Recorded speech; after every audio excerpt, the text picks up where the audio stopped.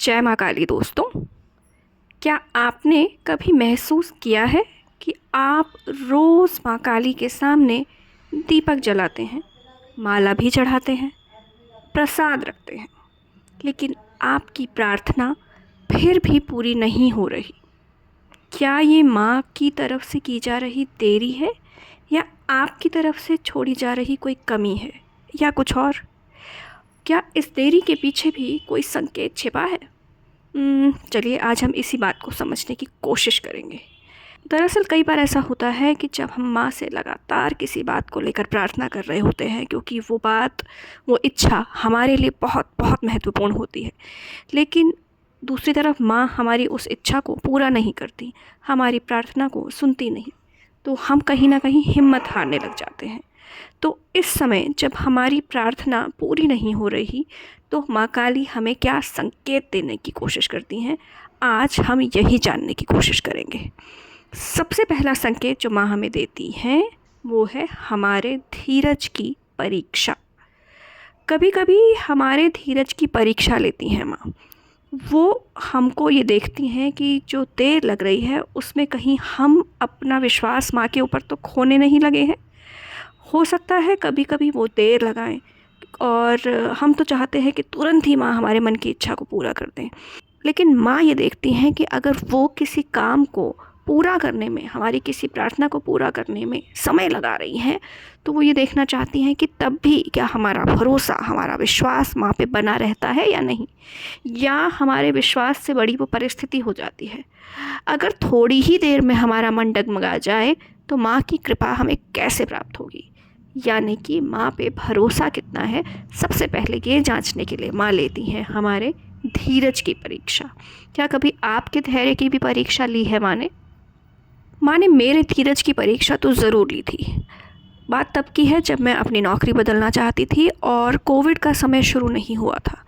मैंने एक दो जगह बहुत ही अच्छी जगह पाई जहाँ मुझे लगा कि मैं नई नौकरी कर सकती हूँ। मैं काफ़ी खुश थी, लेकिन अचानक तभी कोविड आ गया, और जब कोविड आया तो जैसे कि सारी दुनिया डर गई थी, मैं भी डर गई, और मैंने उस नौकरी के लिए हाँ नहीं किया, जबकि वो ऐसी नौकरी थी जिसे मैं लंबे समय से प्राप्त करना चाहती थी।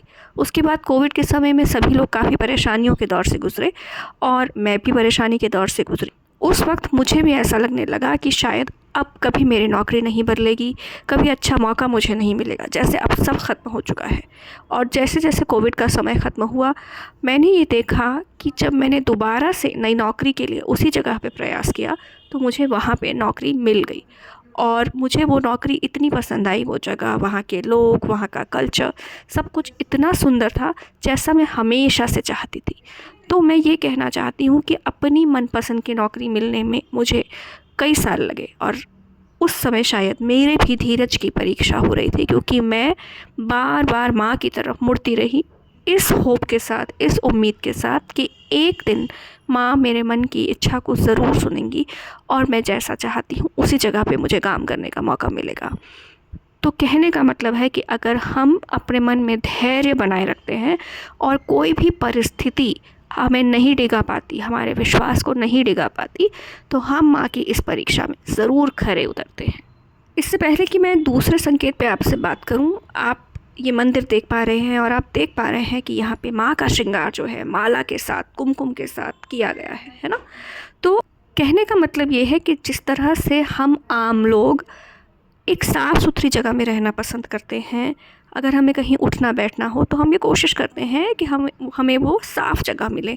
हम में से हर कोई साफ़ सुंदर जगह को पसंद करता है, ये हमारे आंतरिक गुण होता है। और इसी तरीके से जब हम अपने घर में मंदिर में परमात्मा को बिठाते हैं, देवी स्वरूप में बिठाते हैं, तो हम उसे भी सुंदर से सुंदर और साफ़ सुथरा बनाने का प्रयास करते हैं। तो इसी तरीके से माँ भी यही काम करती हैं। वो बाहरी माला या कुमकुम हमें नहीं पहनाती, बल्कि वो सबसे पहले हमारे आसपास की ऊर्जा को साफ़ करती हैं। वो ऐसे लोगों को हमसे दूर कर देती हैं जो हमारे जीवन में हमारे लिए सही नहीं हैं, जिनके होने से हम अपने जीवन में अपने लक्ष्य की तरफ, माँ की तरफ नहीं बढ़ पा रहे हैं। और यही कारण होता है कि कई बार बहुत से संबंध अपने आप टूट जाते हैं। कई बार कुछ ऐसे रास्ते जो हमें बहुत ही अच्छे लगते थे वो अपने आप बंद होने लग जाते हैं और हम तो ये सोचते हैं उस समय कि सब कुछ बिगड़ रहा है, लेकिन बात दरअसल ये नहीं होती कि सब कुछ बिगड़ रहा है। बात उस समय ये होती है कि माँ हमारे लिए एक नई जगह तैयार कर रही हैं और नई कृपा पुराने बोझ के साथ नहीं आती। तो यानी कि भीतर की सफाई दूसरा संकेत है जो अब तक शायद आप समझ गए होंगे। तीसरा संकेत जिसके माध्यम से आप समझ पाएंगे कि कभी कभी माँ हमारी प्रार्थना को सुनने में समय क्यों लगाती हैं, वो ये है कि जब हम माँ काली की पूजा करते हैं तो हम ये सोचते हैं कि बस आज मैंने पूजा करनी शुरू की और कल मेरे भीतर की शक्ति जागृत हो जाएगी, क्योंकि हम तो भाई माँ काली की पूजा कर रहे हैं। लेकिन माँ की पूजा करने का मतलब ये नहीं होता कि एकदम से चमत्कार होने शुरू हो जाएंगे, नहीं। माँ की पूजा करने का मतलब होता है कि जो साधक है, जो माँ के भक्त हैं, माँ उन्हें मजबूत बनाना शुरू कर देती हैं। ये होता है माँ की शक्ति का मतलब, क्योंकि माँ काली शक्ति की देवी हैं।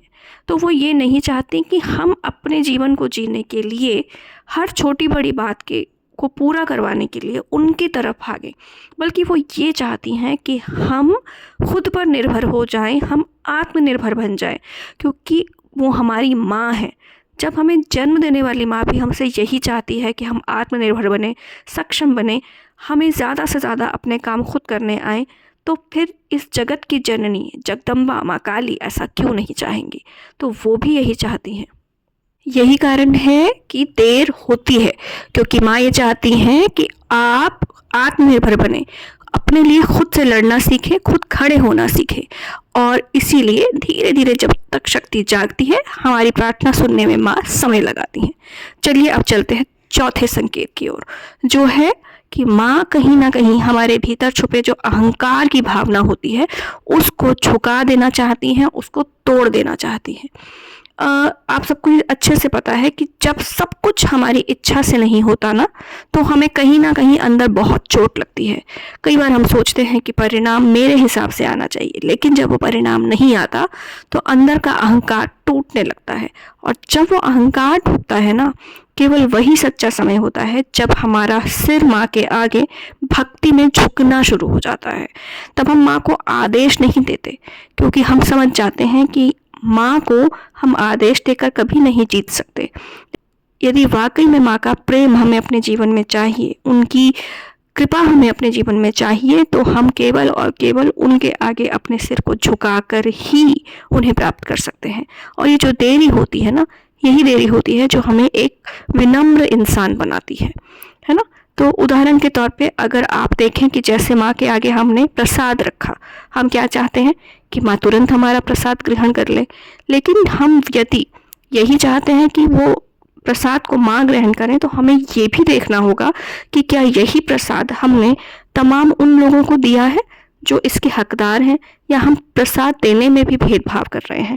क्योंकि अगर हम लोगों को भी प्रसाद देने में भेदभाव करेंगे कि ये व्यक्ति मुझे पसंद है, इसे मुझे प्रसाद देना है, अन्य व्यक्ति को नहीं देना है, कहीं ना कहीं ये हमारा अहंकार ही तो है जो प्रसाद बांटने में भी हमारे मन में भेदभाव की भावना पैदा कर रहा है और हमें समझ भी नहीं आ रहा। तो यही बात है कि जब हम इस तरह का अहंकार त्याग देंगे और माँ की भक्ति में लीन हो जाएंगे, तो देखिए वो समय दूर नहीं कि किस तरह से माँ हमारी प्रार्थनाओं को सुनने में समय नहीं लगाएंगी। और जो आखिरी संकेत जिस पर मैं आपसे बात करना चाहती हूँ वो है सही समय। जी हाँ, जैसा कि मैंने अभी आपसे क्या कहा था कि जब हम माँ के सामने दीपक जलाते हैं, उनके सामने प्रसाद चढ़ाते हैं, तो हम अपेक्षा करते हैं कि माँ हमारी विनती सुनेंगी।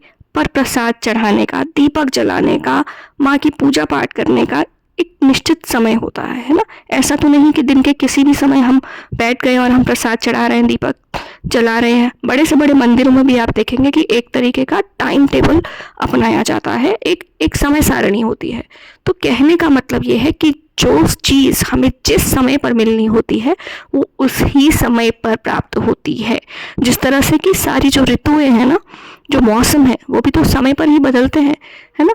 तो उसी तरीके से कि जिस समय हमें माँ की कृपा प्राप्त होनी है ना, तो वो उसी समय होगी। यदि माँ की तरफ से देरी लग रही है तो मान जाइए और इस बात को समझ लीजिए कि देरी लगने के पीछे माँ की तरफ से कोई बहुत ही बड़ा कारण है, और जब वो कारण नहीं रहेगा तब आपकी प्रार्थना ज़रूर सुनी जाएगी। और यदि आपकी प्रार्थना अभी तक पूरी नहीं हुई है तो मेरी आपसे यही प्रार्थना है कि आप माँ काली में अपना विश्वास बिल्कुल नहीं छोड़िए। माँ का जो मौन है ना, जो माँ की तरफ से देरी है, वो भी उनका उत्तर है।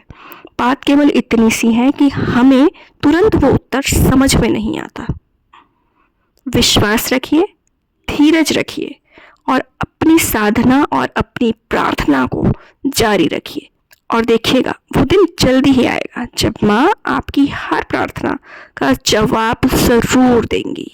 केवल देरी लग रही है, लेकिन इसका मतलब ये नहीं है कि आपकी प्रार्थना सुनी नहीं जाएगी। माँ आपकी प्रार्थना ज़रूर सुनेंगी। अगर आप भी इस साधना में मेरे साथ जुड़े रहना चाहते हैं और आप इस सत्संग को पसंद कर रहे हैं, तो मैं आपसे हाथ जोड़कर यही प्रार्थना करती हूँ कि आप मेरे चैनल को ज़रूर सब्सक्राइब कीजिए।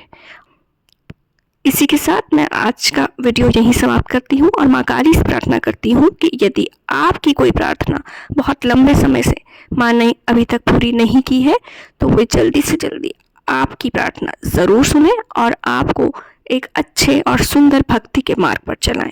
माँ काली से जुड़ने के लिए और मुझसे जुड़ने के लिए आपका बहुत बहुत धन्यवाद। ओम काली।